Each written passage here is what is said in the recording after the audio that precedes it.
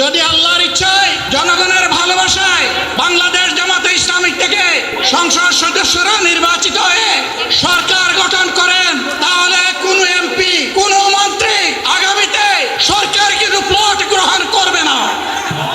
কোন এমপি এবং কোন মন্ত্রী ট্যাক্সবিহীন কোন গাড়ি চড়বে না। কোন এমপি এবং কোন মন্ত্রী তার নিজের হাতে কোনো টাকা চালাচালি করবে না।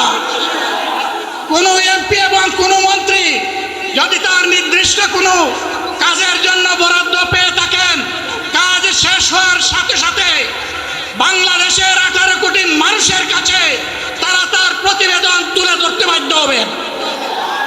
সম্মানিত বন্ধুগণ, চাঁদা আমরা নিব না, দুর্নীতি আমরা করব না। চাঁদা আমরা নিতে দেব না, দুর্নীতি আমরা সহ্য করব না। এই বাংলাদেশটাই আমরা দেখতে চাই।